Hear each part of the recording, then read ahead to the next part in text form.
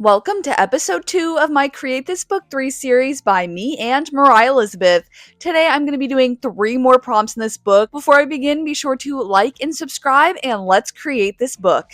The first prompt of the day is to create clouds. It says to look out your window and draw the clouds that you see, but I'm going to do my own spin on it. I'm grabbing my coloring book, Just Add Spooky, and I thought about this picture that I made.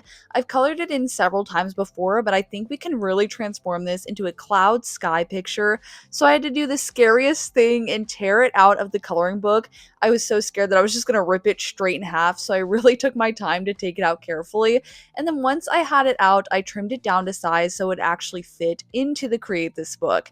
But now it's time to transform it with my Ohuhu markers.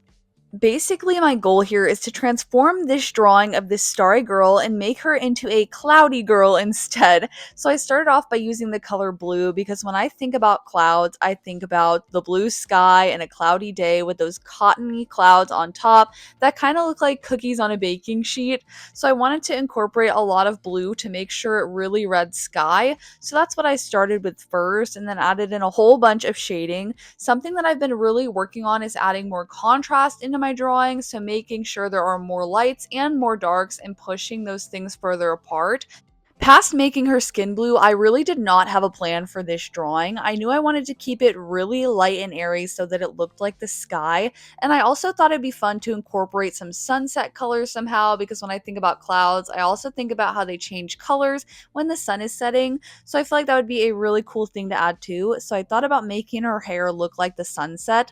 I also thought that that would help tie in some of the star elements that are already in this drawing to make it look like the sky was fading into nighttime. So I started off with a dark blue at the top, and then I faded it slowly. I usually like to use color theory here, so I think about colors that are next to each other on the color wheel and that will blend together. So even though I knew that I wanted to add in some orange, I knew that I would need to put some purple and pink in between the blue and orange. That way it faded and there wasn't just brown in between my blue and orange. So this just makes it all have a little bit more of a gradual feel. Plus, I get to use my favorite color combination of blue, pink, and purple, which you know I'm super obsessed with and I've been using a lot lately. Since orange is the opposite of blue, it really stood out a lot, so I added a little bit of orange into her eyes as well. That way your attention wouldn't just go straight to the bottom of her hair and to the bottom of the picture. And also, I'm really glad I added in the orange and didn't just stick to blue, because I feel like if I made it all blue, it would have looked like a smurf. But now it's time to bring in a new art supplies. You guys know how I love to add my white gel pen details, but all of my white gel pens have dried up, or I've used them up, or they just stop working after a while. So I'm going to try an acrylic marker instead and see if these work better. I've seen a lot of people use these to add highlights to their art, so let's see if it works just as well. Immediately, I was already impressed that it wasn't going to skip and that it was sticking really well and not eating up the paper, because that was a fear that I had, was that paint would be too heavy on this kind of paper. But it was actually working really well, and it is always so satisfying to draw with the color white. I used this to add in a lot of details to really help this read cloud. In her hair is where I really wanted to focus the clouds, since that's where I had the sunset. And it was also nice that these are paint markers, because before they dried out, I was able to smudge them out with my finger and make the colors a little bit lighter and make it so the streaks of the marker blended together. And this really helped me to create my dreamy clouds. It's always so much fun to get a new art supplies, and I wasn't afraid to use this one. Usually when I get something new, I treasure it for so long that I end up not using it, or I keep it in like a, oh, this is a special art supplies pile that's for a special time. Like, what is that special time? I'm not sure. No one knows. But use your art supplies. It's a lot of fun, and I haven't gotten a new art supplies in quite a long time. I found a lot of the things that I love. I love to use Ohuhu markers. They're my favorite. I love painting. I already have so many art supplies, so it was really fun to get a new one that I needed, and that's actually helping make my art better. So I'll link these pens down below if you guys want to use them too. That way you can try them out. They're not sponsored or anything, but they're working for me me, so maybe they'll work for you. I rounded the corners of the drawing, and here's how it turned out. It is so dreamy and beautiful. I actually had no plan about how this was going to look at the end. Usually when I start a coloring page, I kind of know how I want it to go. This one, I just let it lead me, and here's where it led to. We have a dreamy sunset cloud girl, and I think it's so beautiful, and there's this really cool brightness. But I really loved getting to test out these new markers on them. So like I said, I'll link them down below if you guys want to use them too. But now it's time for the next prompt of the day, which I got pretty wild with. It's to create bewilderment. So I'm supposed to make a drawing that really doesn't make a lot of sense. At first, that prompt kind of intimidated me because I was like, what am I supposed to create that doesn't make a lot of sense? But then I was inspired by the little penguin wearing a tutu in the picture. So I thought about my own version of that, and I wanted to make a snake that is also a clown. I felt like that would be ridiculous and silly and bewildering and not make a lot of sense. So I added in a little snake and kind of made it have a unique pose. It doesn't really make a lot of sense in terms of snake anatomy, I don't think. But then I added in a little birthday hat and a little frill on its neck. And I forgot the most important part, but I come back in and add it later. I really wanted to add in a clown nose, but then I wanted to make it look kind of surreal. I added little suction cups on its tail to kind of make it look like a tentacle. I added in a wish flower. I added in some fun polka dots and more scales. And I just wanted to kind of make it look really silly. I also added in a tongue that does not belong to a snake. It kind of looks like a frog tongue. It's not forked or anything. I added a spooky spider, and then it was time to start doing some outlining. I just kind of added whatever I wanted to. I wanted to make it look kind of wacky and definitely nonsensical.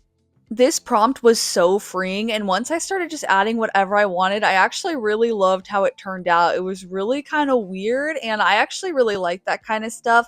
I love a cute, sparkly pastel vibe, but I also love spooky, kind of creepy, unsettling things a bit too. So this kind of blended both of those things. We got a cute little birthday clown snake, but we also have some spooky, weird elements and things that don't really go together. So I felt like that was really fun, but now it's time to color it in. I felt like I wanted to keep the colors really clown centered to help with that sense of bewilderment, you know? So I decided to add in the primary colors of yellow, blue, and red. They always make things look a little bit childish and really stand out color wise. So I wanted to add those in, and then I added in some yellow to the birthday hat and some yellow to the spikes. I kind of wanted to make it look like a really vibrant and colorful I Spy page. I used to love I Spy pages, and they kind of have this like unsettling element to them. I can't explain it. Maybe you'll get what I mean. Like, I vividly remember like the front page of an I Spy book that we had, and it had creepy clowns on it. I Spy books gave this blend of whimsical and kind of unsettling and creepy with these bright colors and strange objects and weird things paired together. So I kind of wanted to make this look like that too. So I added in a lot of bright colors and some weird elements that didn't go together. I wanted to make you feel just a little bit unsettled. So I added in some spooky clown makeup and that clown nose that I was talking about before.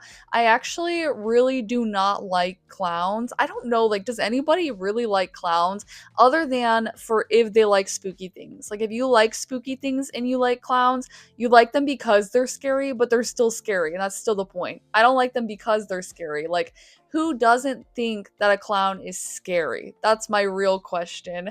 But anyway, then it was time to add in some details. I added in a darker green to try and add some shading and depth.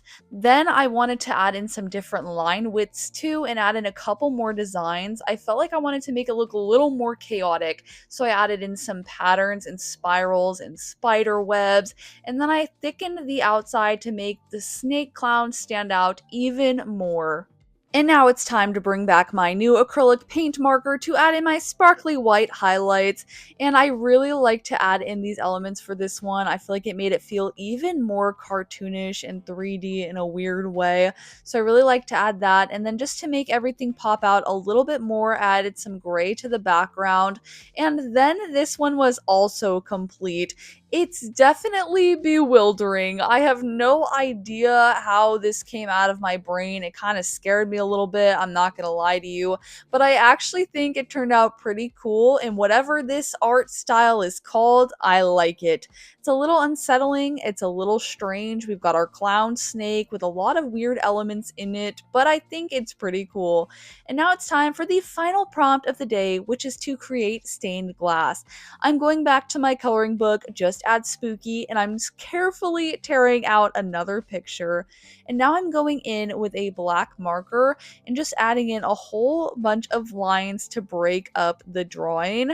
I was really scared about this. I was just putting lines straight through the art. I was like, man, I have no plan for this. I really hope that it turns out well, and I think that it is going to. So I went ahead and just added in some big lines and then broke them up, creating a whole bunch of smaller triangles, and that's going to be my stained glass panels. And then I chose different shades of blue-green colors to go ahead and fill in the different triangles, and I just started going with it.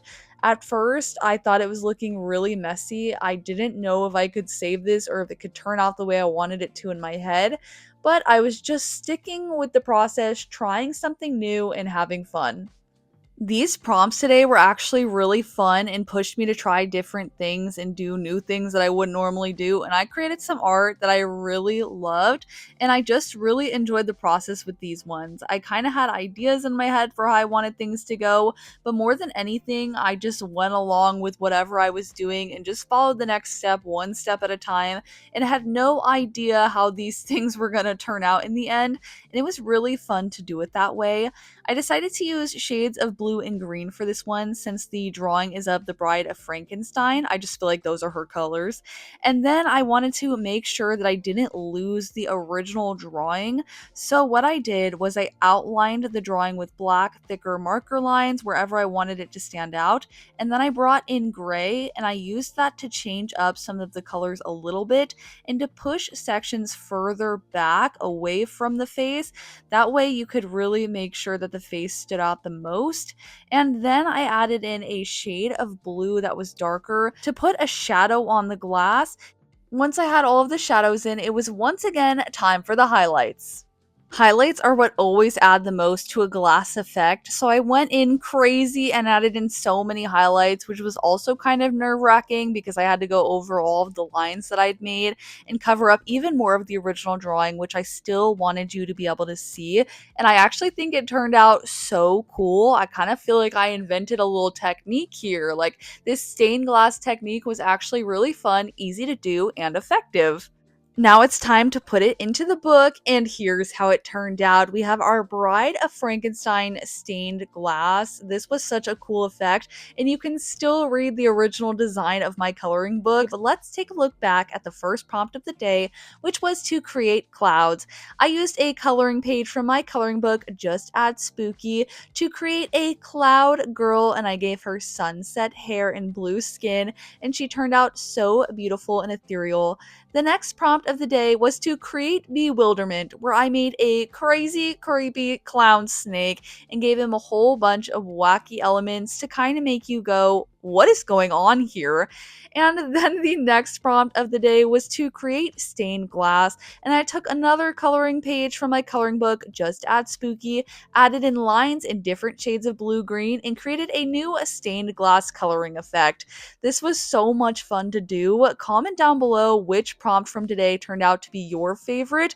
I actually loved all of them so much for different reasons, and I learned a lot, and it was so fun to get to use new art supplies and try new things. Comment down below which prompt from today turned out to be your favorite. Like and subscribe if you haven't already, and I'll see you in the next one. Bye!